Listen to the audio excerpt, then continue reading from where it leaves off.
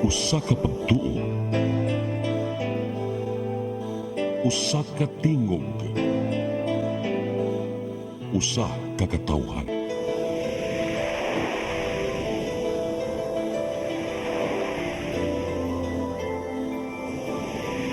Cebu Catholic Television Network.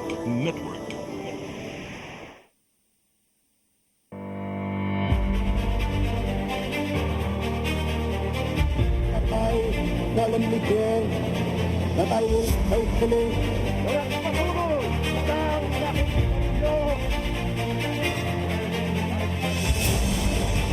A prosperous and free democracy could be built in the Philippines upon the ruins of war, the prestige of a man, and the American way of life. Más hermosa lección de diplomacia. All this kindness, all this courtesy. They cannot succeed without the support of the people. We cannot succeed without the support of our people. But I was not fighting for lawyers, but for the people.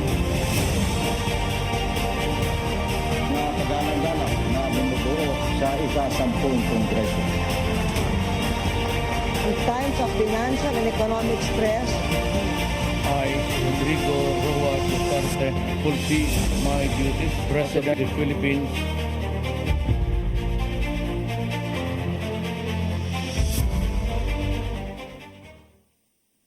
May gabi sa tibok nagtanaw sa ato din sa atong programang Politics and Beyond. Ako si Eric Espina. Naimbag na rabi, masanto siya sa labid si kayo amin. Maya pa bengi kay kamarahin na banggi sa inyo gubos. Maupay nga gabi ha iyong tanan din. Maradyaw na duyom sa Idjurot. Buenas noches. O di sa nato kalimtan ng atong mga higala, mga kauban. Bismillahirrahmanirrahim. Assalamualaikum warahmatullahi ta'ala barakatuh. Mayong gabi sa tibok Luzon, Visayas, Mindanao, up to Philippine Sabah. And well, tonight, since we're in the middle and in the passion of the campaign, we are also very much interested to be updated as to what are the goings on all over the Philippines. And today, the topic will be about Duterte, what this is all about. And below this, we're going to talk about what's the latest in the ICC. Number 2, regarding VP Sara's ratings, and then also her new alliances being made. And finally, we're going to be updated as to what has happened to KOJC and to Pastor Apollo Sikibuloy. So we're very fortunate enough to have Attorney Israelito Torion, fresh from Davao. Mayong gabi sa tanan, no? Good evening everyone. Assalamualaikum warahmatullahi wabarakatuh. To my Muslim brothers, no, kay Balik Islam bay ako. Salamat kaayo Sir Eric sa pagdawat kanako o pag-imbita kanako diri sa ato ang pinalanggang Sugbo. First question kuan kaning attorney, no, kaning usa may atong latest update sa dahig kay murag katong witness verification nga gihangyo nato sa korte, murag ila matang wala man nila gi-accept ba, wala nila kuan nga para ma-verify kisa ng mga witnesses nga daghang ipangsulti kontra kang Mayor Duterte. Ako ala i-clarify, no, as of now wala pag i-confirm kung kinsa ang mga Filipino lawyers na mag-participate. Gani akong amigo si Attorney Martin Delgra niadto dito sa Dahig pero wala nakasulod, no. Kita ang nag-assist nila Ma'am Hanilet para makasulod sila dito. Kita ang nagpadala og mga communication sa Dahig mo to nakasulod sila, no. But as of now tinuod na gani gi-relax pa karon ang ID requirement because sila Attorney Kaufman gusto og certain government IDs gyud ang gamiton apan ng ICC murag dunay preliminary ruling na i-relax nila so long as ma-identify ang identities aning mga witnesses kuno, mga victims kuno of on the war of drugs. And karong September dunay confirmation of charges proceedings, no. And daghan pa ni diri pud sa Supreme Court nag-file na taog reiterative kato ako gid nag-file niya na lead counsel didto sa Korte Suprema para ma-reiterate tong ato ang gi-pray, no, nga i-require gyud ang government officials, no, specifically the Marcos administration, to refrain from further cooperating with the ICC because we are no longer members, and according to Article 127, Paragraph 2, since the matter is not under consideration anymore by the ICC, paghawa nato atong 2019, no? 2018 man ta nagpadala, 2019 effective. Oo.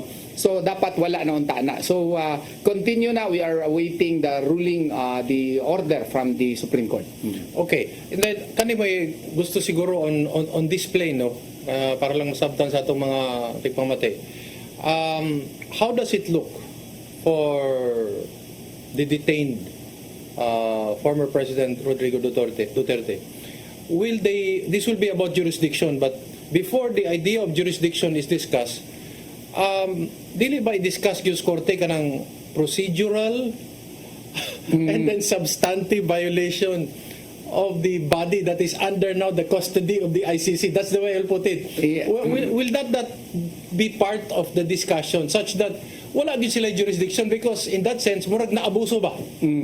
Kung paminaw nato ng mga anti-Duterte, like for example, kato sila Attorney Butuyan, no, mo argue gito sa kanang mga issues on jurisdiction, you know, that will not be entertained by the Supreme Court, by the ICC rather. Yes. Kay daghan namang nahitabuan na in the past, no, even if the jurisdiction over the person is questionable, so long as the person is already before the court, then the proceedings can proceed. Pero naaman po yung mga exceptions niyan. Like for example, the ICTY ruling of prosecutor versus Nicolas Dragic, no? Where it was likewise ruled therein where the violations to the human rights, to the due process were so grave, such that it defeats already the jurisdiction of the court, then the court would have no basis in proceeding with the case. Yes. Clean hands doctrine. Yes. No? So, ang clean hands doctrine simply means na dapat limpyo ang kamot sa korte pag-acquire sa jurisdiction sa usa ka kaso.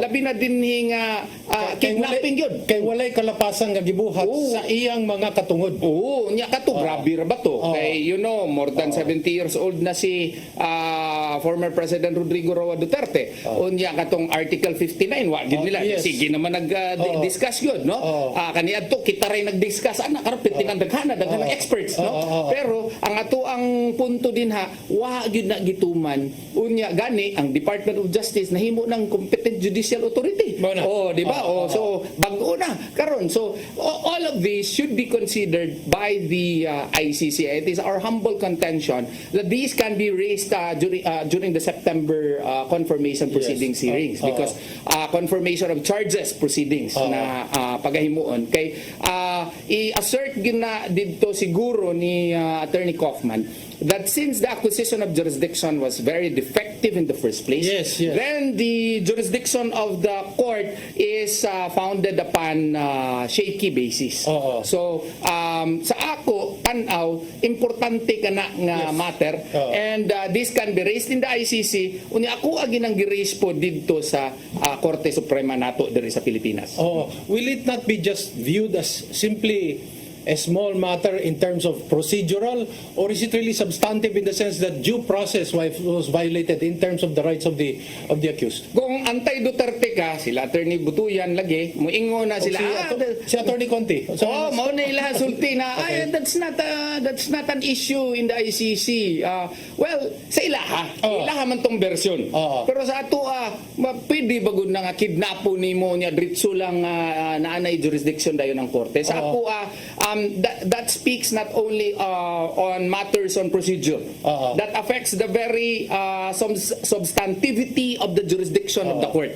Because if the jurisdiction is defective, then any and all proceedings are defective. So the fruit of this violation is a poisoned fruit. Yes, which So- can infect the Oh. entire proceedings. So, President Duterte is being present there, he is like a poisoned fruit. Yes. Kaya wala gituman ang saktong proseso. Okay, pwede magunta to i-follow. Like for example, the Bemba case. Na prosecutor versus Bemba. This concerns the Congo violations allegedly that were committed by Bemba. Now, he was arrested in Brussels, Belgium. No? And dito, pagdakop siya sa Brussels, Belgium, ang contention ni Bemba ato, paminawas ako. Kay naago ko'y katungod. Diba? If you base it under Article 9 of the International Covenant on Civil and Political Rights, indeed, naapo na dito. Sa Universal Declaration of Human Rights, Article 8 and Article 9, likewise, naapo na dito na dapat dakpon ka, dalon gyudayon ka sa nearest court para i-determine whether or not ikaw ba itong subject sa warrant of arrest. Kung na-respeto ba mo mga katungod. Bawa ka sa Bemba case, his case was even heard by the Brussels Court of Appeals. And before he was eventually brought to the International Criminal Court. The point being is that even in Bemba case, who was not even a national of Belgium, was given due process in accordance with Article 59 and with more reason kay Presidente Rodrigo Roa Duterte kay Pinoy man to. So dapat untato girespeto gyud diyang katungod. So ang gihimo inon sa ato ang gobyerno, nagpataka na lang sila og kanang butang og mga rason nga nahimo na silang katawanan. Nga karon ingon na nila nga ang Department of Justice kuno competent judicial authority. All of these matters can be raised in the ICC even if Conti would brush it aside. I would understand it because it's part of her job, you know. They consider it as their trophy, so to speak, no? The arrest of President Rodrigo Roa Duterte, and this may be the saving grace accordingly of the ICC to continue its supposed relevance in the international community. Kinagkawala na magong relevance ani karon sa international community. Even the United States of America is attacking its very existence, etc., etc. Is there an ideological component here? Nga wala na ito nakitaan. Muna, nagyoy mga progresibo, naglihok sa dahig dito sa Netherlands para gyud madala gyud ang lawas, the corpus of President Duterte sa ICC. Kita magud mga Bisaya, taklarong pag-istorya, sir. Mura magud silang gihimong trophy karon si Presidente Rodrigo Roa Duterte. There is now a move really to, you know, naman ang mga ICC. Sama na, naaman pa yung mga, our judicial system is working in accordance with the principle of complementarity. The ICC is supposedly a court of last resort. But what we are seeing here is that the ICC is made the court of first resort. And there are even no, cases filed against our beloved former president here in our country. Now, in order for the ICC to remain its supposed relevance in the international legal community, gihimo ning kaning mga progresibong mga grupo, ambot kung progresibo ba gyud na sila, no? Unsa mo gyud sila? Ambot lagi doon na po na sila yung mga kuan para mag-continue siguro funding siguro. Unsa man aktivista, progresibo, unsa mo gyud sakto gyud ang term na? Ambot na nila mga makakaliwa man siguro na sila unsa ba yung mga proper term na nila. Basta ako alang tanaw ingani klaro ang istorya. Para mahimo gihapon silang relevant, mag-continue ilang funding siguro, no? Gikan po ang mga progresibong grupo po diha sa Europe, no? Ilaha gid ning gipaninguha nga madakpan gyud si President Rodrigo Roa Duterte kay para pa-prove pa nila ang relevance sa ICC. Gani nay nakikita sa kuha, sir. Ning larga gyud gikan sa Switzerland, Filipina lawyer, a very known Filipina lawyer who is perhaps the only pro-Duterte there. Wa man puy laing Amerika mga Pilipino pong lawyer dito. Sikat nga abogada ni Antog Davao nakikita sa kuno ko. Unya kay naaman ko'y daghang appointment. Ako yung gi-cancel ako appointment to meet her. Ang iyang sulti isa pud sa rason kay kita man good pud. Wala ta nag-present sa ato ang version of facts dito sa Europe. Unlike kaning mga nasa kaliwa, no? Palitan ka ng mga kaning mga grupo nila Lewis ko nambot ginsa ng Lewis nga perting datua kuno sa Amerika o kailana. Ngan sige gyud og himo og mga efforts mga lakang didto sa Netherlands, dito sa Europe to present their version of the story.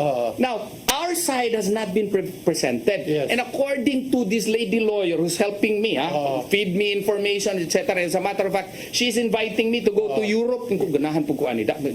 Paistoryahon ko niya dito, no? To present also the other view on the matter so that they will understand why the war on drugs was necessary, compellingly necessary in our country, so as to save our country from becoming into a drug controlled country, no? Yes. So we need to present that fact kuno sa Europe kay usa lang ka bersyon tanan dito. Ang bersyon lang sa mga NPA dito ang mga mapresentar. Matungog, yes. Wala na presentar ang ato ang bersyon.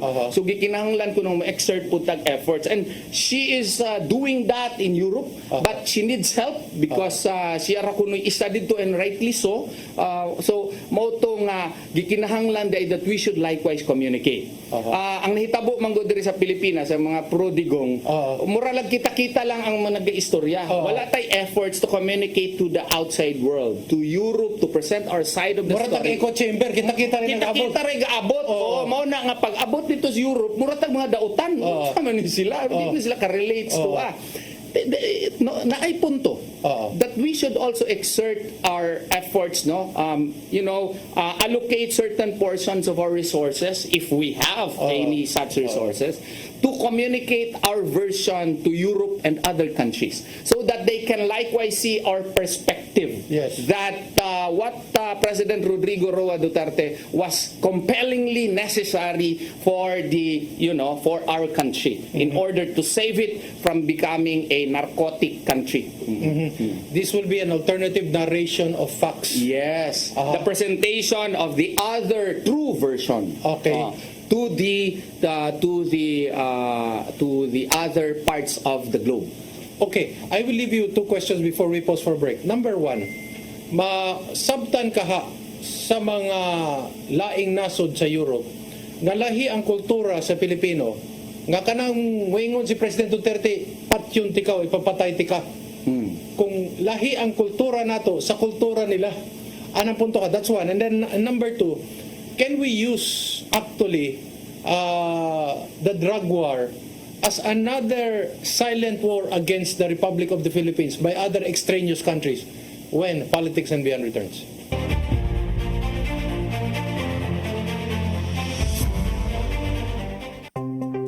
Discover the beauty of the Philippines.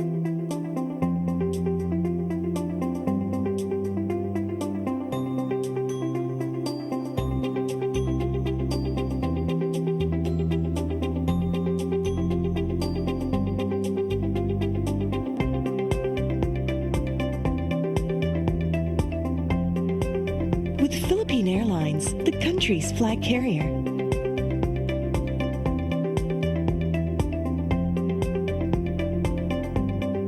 The airline that lets you feel the warmth of the nation.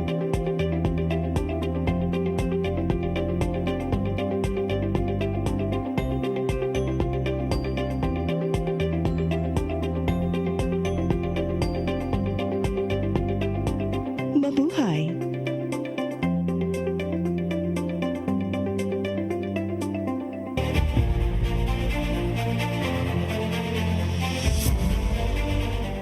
Okay, nagbabalik po ating programa Politics and Beyond. Kausap pa rin po natin si Attorney Israelito Torion. So, Attorney Torion, yun, no? Iba yung kultura ng Pilipino at iba yung kultura sa Davao or sa Cebu na pag sinabi ni President Duterte na ipapapatay kita, and this is not only what we have, these are not only the facts that we have seen in his nature. He has a tendency to hyperbolize, no? And even with the female gender. But he does not really mean that, no? Yes. So, how would we be able to explain this to a Western mind, especially when they have these centuries of gentility, civility, and a language that is kinder, open close quotation mark. How usa man nato pagpasabot nila nga dili man kamo moy audience, ang audience ana ang mga kontraman sa gobyerno. Well, listen, but we have to try. We have to try and try to communicate in such a way as to put them in proper context. Explain to them our idiosyncrasies. Kay kanimang good si Tatay Digong murag ang iyang kinaiya murag ganig Bisaya gyud. Oo. Sinibuano ba nga Oo, sipat oo. gani? Oo, So oo. gikinahanglan siguro nga ato agi nang i-explain didto ang kinaiya niya ug ato ang kultura diri sa Pilipinas. Yes, yes. Nga i-explain sila nga kung musulti ni mao ni ang ipasabot niya. Yes, yes, yes, Oo, yes, nga dili na siya literal nga imuhang patyon gyud. Naaga ni sila yung mga idioms didto. Mura po yung mga idioms na to diri Yes, nga yes, unique yes. sa ato ang Yes. country. It is going to be challenging but we have to try. And there should be an effort also to communicate and so that we can be understood. Mao di ang love kay sila gilaliman kay iyang birthday tibo kalibutan ang ga-celebrate. Wa pa na nahitabo sa history nasod na sa tibo kalibutan nga tibuok world nga mga Pilipinos na nag-celebrate. So this should invite their attention and this should be reason enough for them to listen to us and communicate to them that President Rodrigo Roa Duterte was the best thing that happened to our country, especially in the times upon which he was placed in. So mao nang gikinahanglan ay nato nga i-communicate didto sa Europe ug sa ubang lugar. Contextualizing the issue on the war of drugs. Si Secretary Norberto Gonzales, Defense Secretary, National Security Advisor, was sitting on your own chair. I asked him about the problem of drugs. He said nga, to be very frank with you, wala gyud na nila na-discuss with President GMA. That's one. Number two, I had a friend, a late friend, his name is Attorney Paul Waminal, Clarence Waminal. He challenged the Aquino government or anyone nga muhatag sa gismil if in any of those 6 years nga nagsuna si Pinoy, did he ever mention drugs as a great problem of our country? Can that form as a context so that masabtan sa mga langyaw nga dako na gyud kayo ang atong problema kay gipasagtan sa siguro or nakalimtan sa ubang mga administrasyon muna ni dako na gyud kayo. Yes, importante gina contextualizing the war on drugs story. Kay sa akong tan-aw man good, no?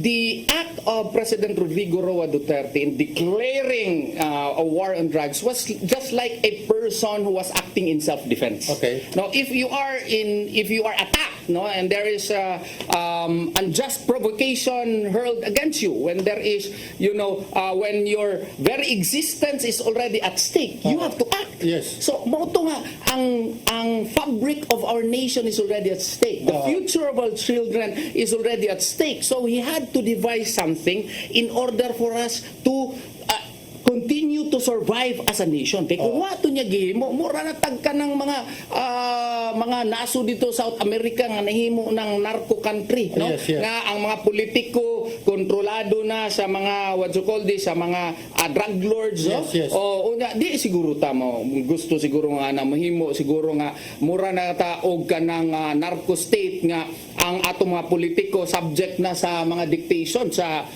mga drug lords. So ang gihimo ni Presidente Rodrigo Roa Duterte was like a father of a nation who was trying to save his country from ruin. Okay. So mao to ang context ng akong tan-aw niya. Going by history, most cases in the ICC takes 2 to 8 years. Yes. Okay, what is the future? I mean, real talk. What are the chances of him coming home? Or unlikely, most unlikely, it will be a sad day if ever we bring him back home. Kung maminaw ka nila konti, nila butuyan, wala na, kuan na dugay kay na mahuman din sa ICC. And we have to face it, there is that probability. Okay. No? Real talk, naaginay posibilidad. And makita nato sa mga history sa trial sa ICC, there is that great possibility. But we are hoping against hope that the ICC would see our point of view also, our POV, that there is a question here of jurisdiction and that his rights were gravely violated, and if the ICC would want to make relevant, would want to make itself relevant today and in the future, they should be the prime mover in the respect of human rights. Nga dapat sila clean hands lagi. Nga dapat limpyo ilahang kamot in acquiring jurisdiction. They should follow their own rules. Yes. Kaya wa man na follow ni. So dapat mangunaw po sila, sorry kayo. Nga wa man na follow among rules dire, di ato asang buhian. Yes. Mao gyapon na akong ginapray. Okay. No? It may be far-fetched, but it is possible. Ako magud ng mga lisod ng mga Sulayan lang yun nato. Sulayan lang nato. Oo, ila ka sa kuha dito sa kanasturyon.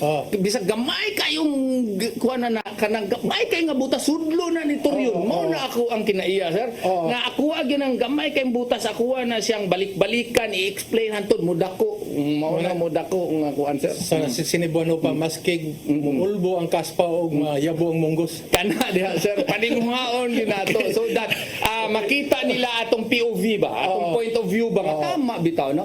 Why was ICC was created in the first place? It was created in the first place because there are certain countries where their justice system is so defective, so untrustworthy that we need a super body which will act as the court of last resort. Yes. No? And that is why the principle of complementarity is basic, such that it can only exercise jurisdiction when the judicial system of such countries are no longer working. Yes. But it operates on the idea that respect for human rights should be upheld because it is supposedly the last bastion of justice. Yes, yes. So kung last bastion ka, ikaw na hinuoy nag-promote karon pagkidnap para lang naa kay jurisdiction, it's a contradiction in terms. Okay. So therefore, Very briefly, Attorney, yes. will the ICC take note that they themselves violated Section 59? Yes, I think so.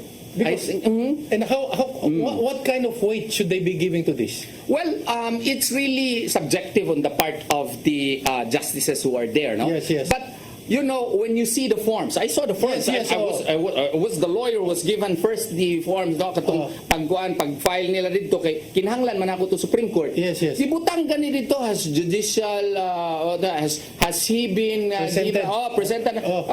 Ang gibutan to I do not know. I do not know. So bisag asa siguro nga jurisdiction ana klaro kaayo nga wala man to gi-follow. So sa ato pa kung ikaw justice bisan pag biased ka against Rodrigo Roa Duterte, no, siguro na agad to say wait, Wala sila pareha sa ato nga abuse of discretion amounting to lack or excess of jurisdiction. wala sila Sorcery. wala sila ana.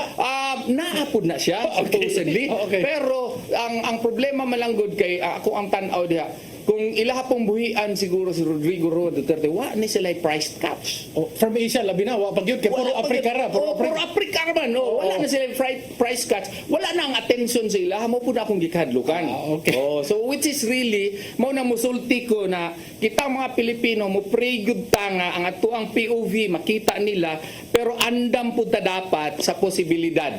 Nga ilaha gina siyang kuan kay para naa pa sila mapakita gani sa whole world nga oy naami dire ha resulta kami naami resulta mao na pod karon sa dahig na hisgutan na nato. Let's go to Duterte, no.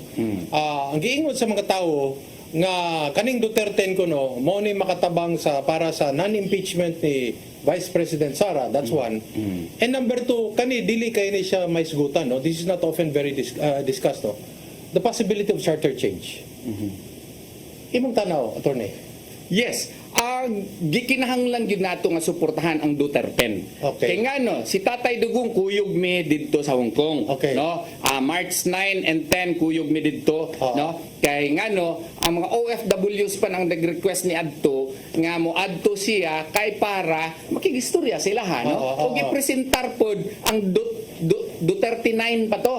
Pero didto gyud nga si Doc Mata gi-appeal niya. Mo nang nahimo ng Duterte. So, nganong gikinahanglan tungod kay kani mga tawhanan ni. Like for example, si Pastor Apollo si Kibuloy. Amigo kay niya. Yes, Bisan pag gidaot ni mo rapist na siya, unsa na siya. Pero amigo niya kay balo siya sa tinuod nga kinaiya ni Pastor. Nga giuna lang ni siya kay balo siya nga tinuod nga amigo ni mulaban gid ni loyal kay ni siya. Gikinahanglan nato ang mga loyal kay nga mga tao karon nga si nga panahon kay daghan kay kwarta ning administrasyon na ilahara bang treatment karon sa kwarta murag personal money nila. Di na kay sila maghisgot og milyon, bilyones na tanan, no? So gikinahanglan nato tong mga tao nga bisan pag naay bilyones di gyud madala. Isa ni ana gyud si Pastor Apollo si Kibuloy. So gikinahanglan nato sila, and they would also act as the fiscalizer of this very corrupt government, no? So gikinahanglan nato sila to be there to speak for us, to be our voice in the Senate. Unya kana pong posibilidad sa charter trains is really very likely. Kaya bisag wata kay baloy, they will tinker with the constitution for what? For them to be entrenched in power longer, no? Because all the moves nila tanan mura geared towards perpetuation in power. Mura gani ako, ambot lang ninyo, giluod na gani ko usahay. Kanang matay ni mga tawanan ni ingani baka bagga ni ilang mga naw nga nganong ingani naman na sila, no? Ang mga gold na to pamaligya ni istoryahan lang tag gikinahanglan to kay mataas ko ng presyo, ang kwartas PhilHealth mawa, di ba? O naay kaning Maharlika funds, so ano kita kabalo giunsa na nila paggamit na karon, no? Binilyon ni nga mga pundo, no? So pati ni PCSO naog niya sila ra, di ba? O daghan kaayong mga anomalies after anomalies nga ludo na ka ba? Usam ni gobyernohan, gikan siguro ni Mars, no? So gikinahanglan nato ang mga tao nga gisaligan gyud ni Pastor Apani ni President Rodrigo Roa Duterte nga bisan mag come hell or high waters, they will stick to what is good for the country. Kaning endorsement karon ni VP Sara kang Congresswoman Camille Villar o kang Senator Amy, will that help in the non-impeachment and the agenda or program of Vice President Sara? Objectively, no? Objectively, klaro yung pagkaistorya, mga taga Cebu. Una yun, kuratan mi. Uy, kay wa magud mi nakahibaw in advance, pero kinsa gud pud mi kahibaw. Personal right man na ni VP Inday, man ang katungod, no? Later on, pag-analyze na mo, matay, no? Murag brilliant move po ni. Kaya nga no, ang mga bilyar, whether you like it or not, suod na sila sa iyang papa. Mao gani, ang anak ganing laki, gihimong DPWH secretary kani adto pa. Ingon gani si Pastor Kibuloy sa ako, ang mga bilyar, okay ko anak. Ang lisod lang niya masabtan katong kang Jaime. Wala kay Jaime. Kung tininood man gusto permiro kang Ma'am Amy, asa man siya atong March 11, gikagutos buntagan to nakadlaw na lang, wa man siya mutingog. Mo lang tong permiro wa mi kasabot, no? So, pero ang desisyon karon is we respect Vice President Sara Duterte decision, no? Iyahaman ng personal right. So it's up to the people kung muboto sila kang Ma'am Amy ug kang Camille Villar. Basta ang PDP laban Duterte, no? Maunay basta isolid na siya. Murag maunay last will ni kuan ba? Tatay Digong sa ato ba dito sungkong sa siya gikidnap, no? So hinaut unta nga isulod gina nato sa atong kasing-kasing i-follow to kamo na decision kung ato abang butuhan pud si Ma'am Amy ug si Ma'am Villar. Karon nakasabot nami nga political strategy pud siguro ni VP Inday. And tinuod pod kay kung ang mga Villar na akang VP Inday makatabang gid pod sa impeachment. Binagmudaog. Si Ma'am Amy ang solid north kuno. Pero dito ba ako karon bag-o lang sa north? Murag wala na ng solid north. Pati mga tao dito Duterte ang ginasyagit dito.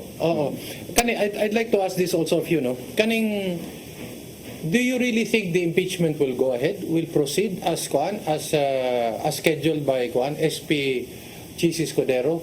And if that happens, maybe we will have at least 9, no?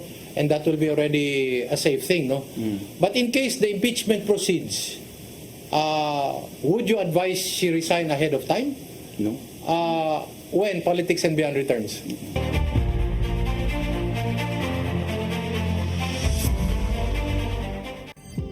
Ito ang programa kung saan magko-collaborate ang ating mga ozone na doctors para ibahagi ang kanilang kaalamang medikal. I believe with all my heart that the Lord is allowing us to understand that He's the one who are extending this life and we have to take care of our body. Yes.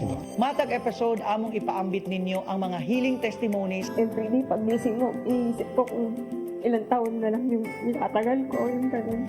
This is your path to a new start. OzoMed Wellness Clinic New Start. Mapapanood every Saturday 8 to 9 a.m. Og ang replay airing matag Miyerkules 1:00 hangtod 2:00 sa hapon dinhilang sa CCTN Channel 47.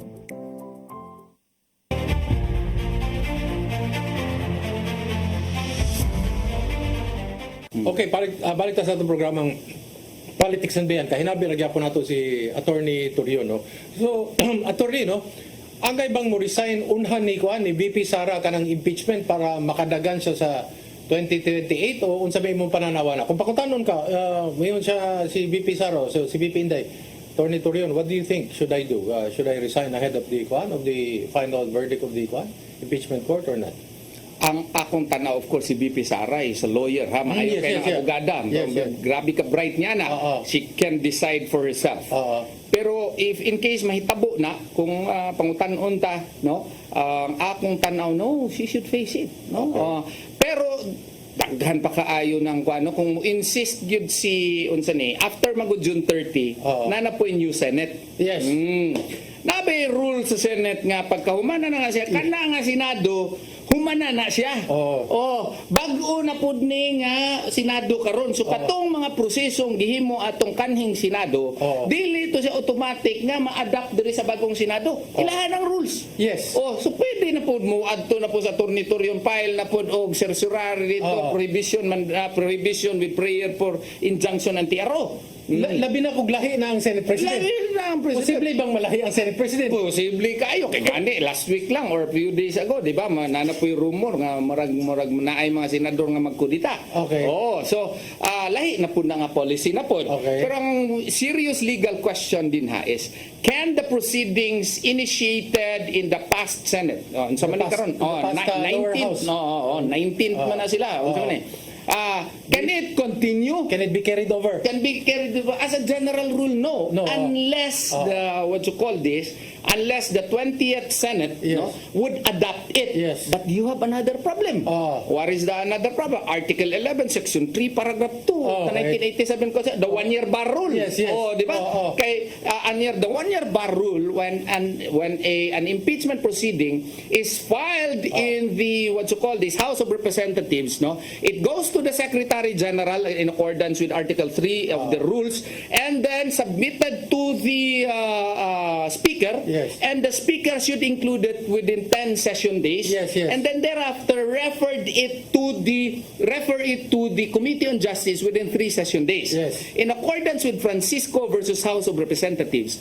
the initiation of an impeachment complaint and referral to the Committee on Justice would make the one-year bar rule operate. Okay. Nakaron. Naa naman to. Na-file naman kunuhay to. Unya, katupag yun, 1/3 votes ba to? Yes. Automatic to siya kunuhay. Yes. So, unya, kay katulaging proceeding dito, put off naman to. Yes. Mo-operate na po karon ang one-year bar rule. Yes. Na po yung rason siya itong dito yung file na pag-certiorari. One-year bar rule. Na-notice din ako, attorney, no? Dini sa itong Batakang Balaod sa 1987, na ay shortcut method. Basta ang tibok, body or 1/3 mo pirma, isa ka dahil sa Senado.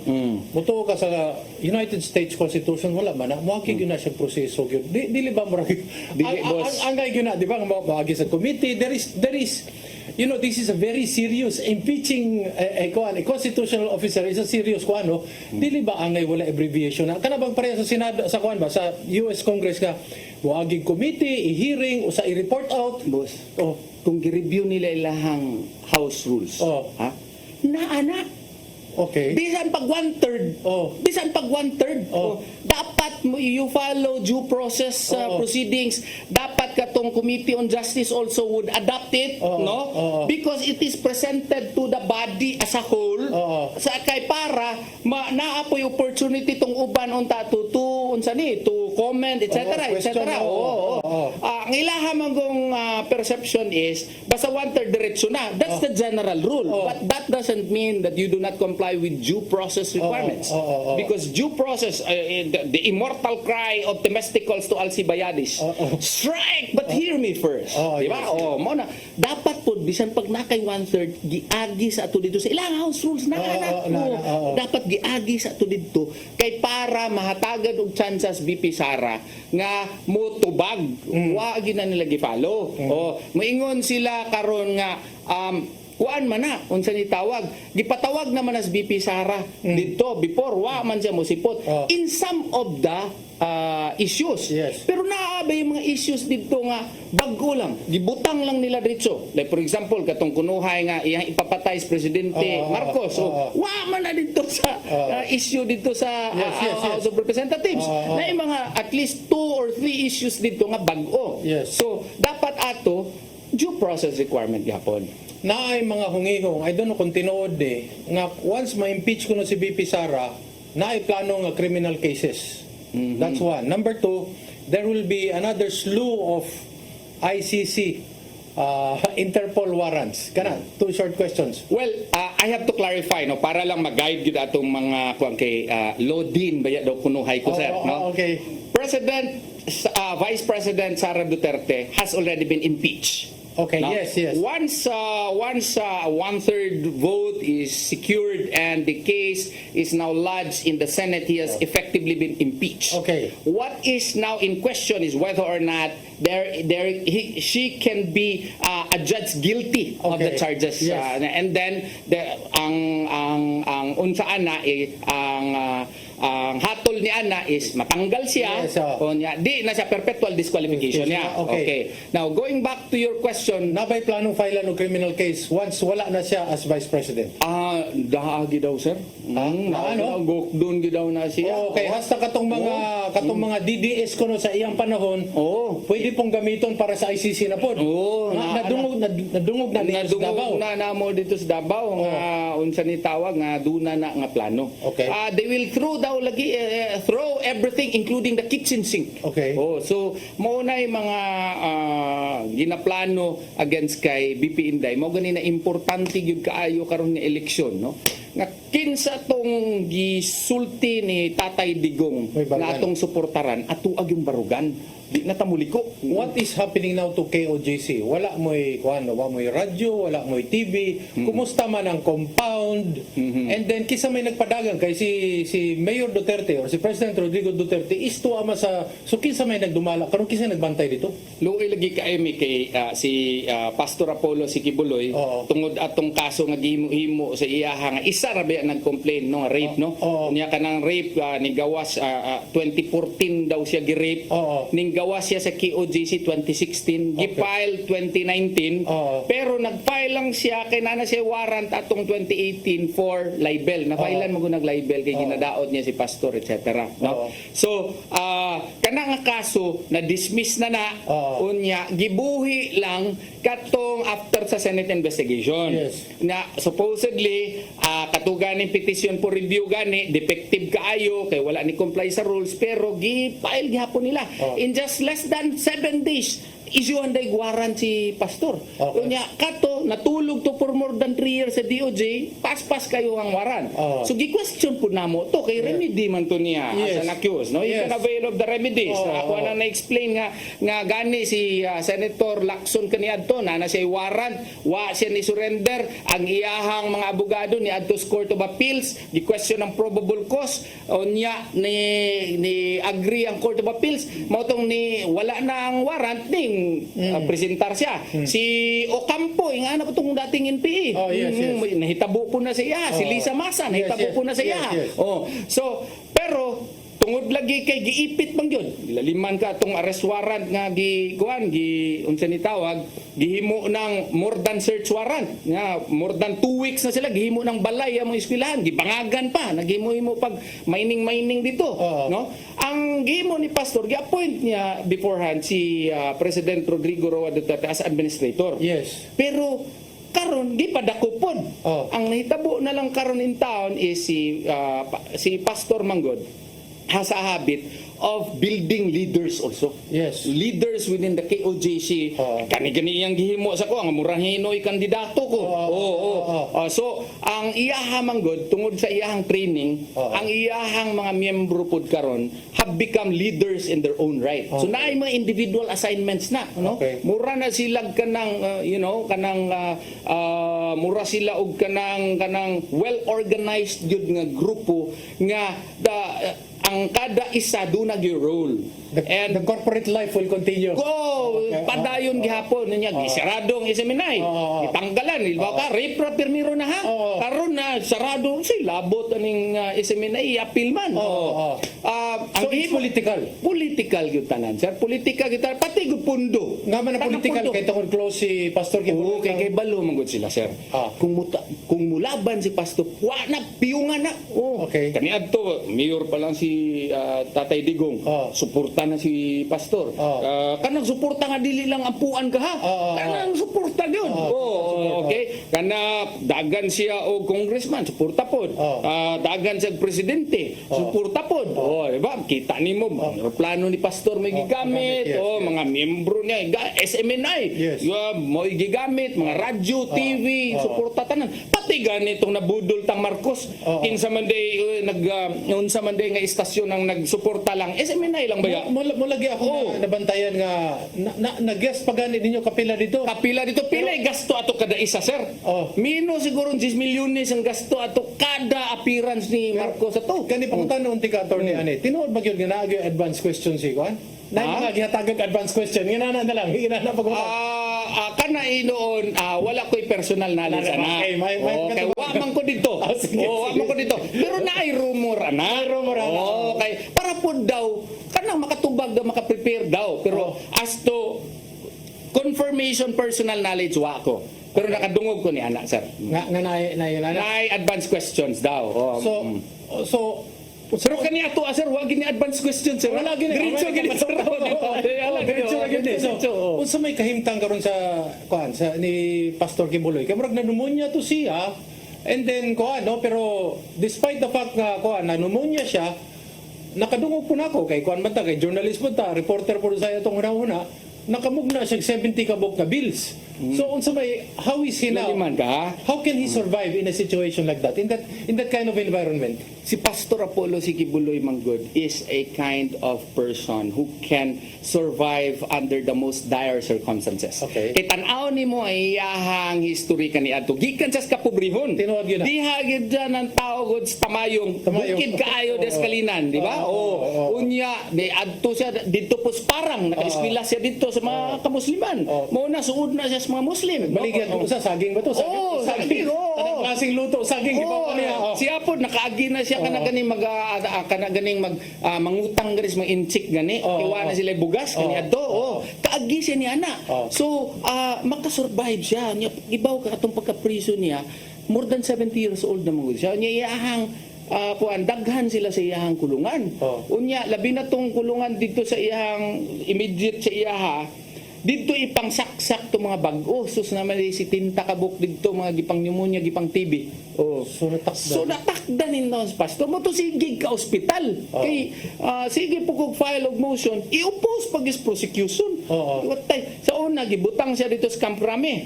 Kay dito pag is pinakalayo nga wa gi aircon, walay kon igo kas init unya ang CR in town kana ganing kanang kabo ba? Unya more than 70 years old, butang nimo dito. Unya moto gibalhin na pod sa Pasig City Jail nga perting daghan na ditong mga priso. So nasakit in taon si pastor. Pero sa kaluoy sa labang makagagahom ni Allah subhanahu wa ta'ala no, kaupat man siguro na rush sa ospital si pastor kay katong pneumonia lagi. Unya karon naka-recover siya. Is he on medication? Is he on maintenance karon?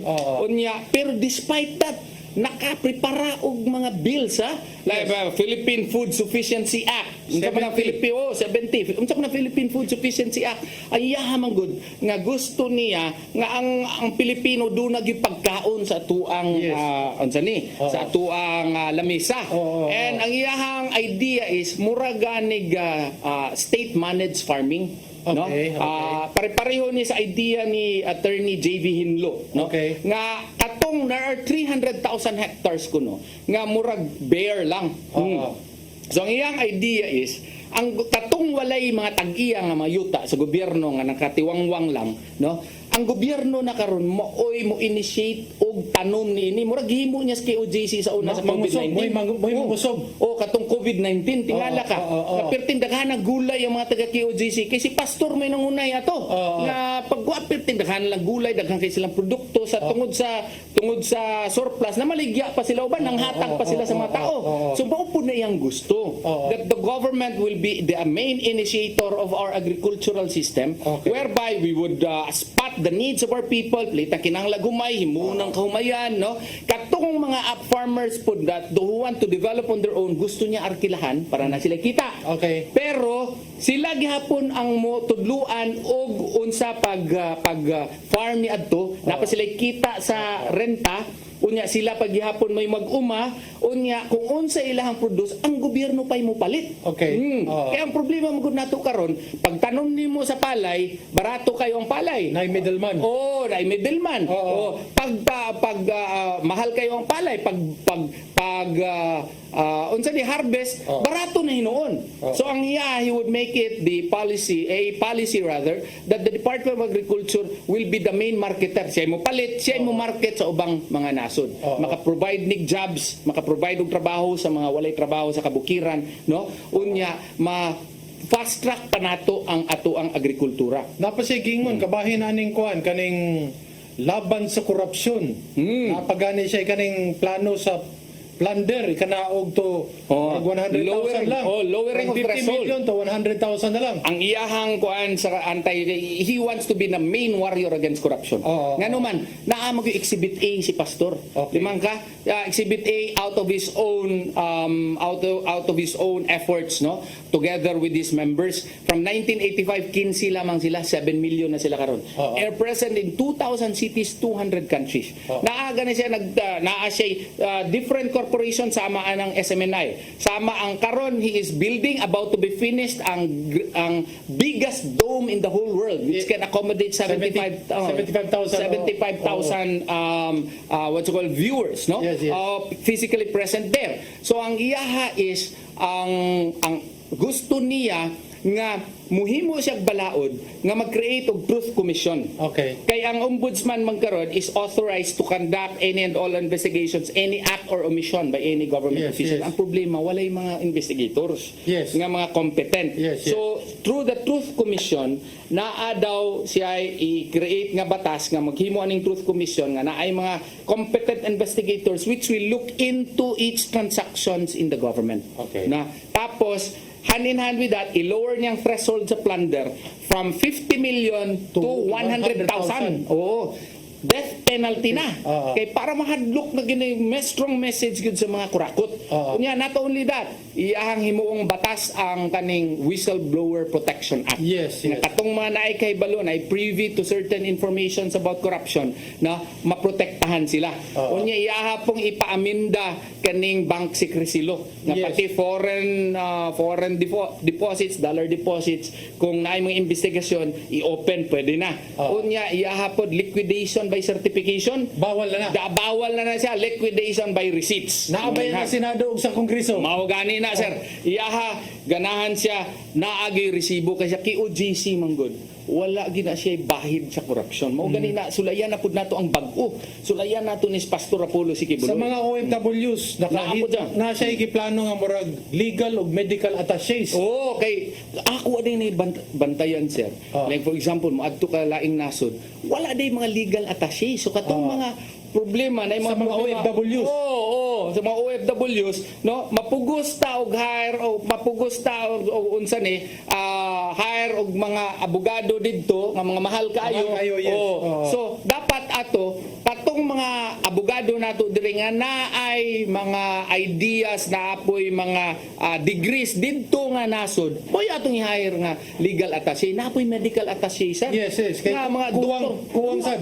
Why mga doktor dito nga makahatag og first aids man lang sa ato ang mga OFWs. Nga gusto pod niya nga maghimo pod og batas no nga ng law balaod for Continuing Educational and Entrepreneurial Studies Act. For OFWs. Kaya ang mga OFWs nang trabaho lang na sila dito pero ang ilahang damgo na mo balik diri sa Pilipinas. Yes. Pero kung pagbalik dire, wala pa sila enough knowledge. Yes. Wala pa education. So tagaan po sila scholarship nga sometimes kada gabi pwede sila mo-eskwela accredited dire sa ato. Di pagbalik nila dire na sila degree or entrepreneurial degrees also. Nakabalo na sila mo negosyo saon pag properly invest sa ilang kwarta ano mo nang naa sa una-una ni pastor. Ang ako pong nadunggan nga siguro gustuhan siguro paminawon pamation sa mga nagtan-aw nato kaning subsidized utility program para sa tubig ug kuryente usa man na siya. Di ingani Murag sir. kay paminawon na. Ang iyaha man gud sir. Sige tag panghatag ayuda. Wa man tay klaro gyud nga basihanan gud ni ana. No? Ang iyaha ingani na lang. Kanang tanang mga pobre ang ilahang mga electricity ug mga tubig no mao na lang tuy i-bayran sa gobyerno. Kay para ba imuhang tubig like example kamon tanang pobre katugyong poorest of the poor bayaran sa gobyerno ang inyong 2,000 nga bayronon sa kuryente sa kalibo sa unsan sa water utilities di wa na kay klaro pa na kay benefit dili pareha ng mga AX og tupad karon supposedly 10,000 ang yatag si mo 1,500 utangan pa ka pero iyaha ding nakurakot 8,500 Kani tubig ug kuryente tubig ug kuryente nagig makita gini mo. Makita gini mo. Kani katapusan ang pangutanan nako nimo attorney no. Kani ang giingon nga sa Philippine education, school infra development, quality education kani ang gitawag og patriotic curriculum. Kanang patriotic curriculum magud kay nawala magud atong love for country. No, so ngihang gusto nga i-inculcate gyud labi na sa mga bata ang love for country nga ipasabot gyud sila that we are given by Allah subhanahu wa ta'ala with one country. And that even if it is problematic, this is the only country by which it is given to us and we should take care and nurture it.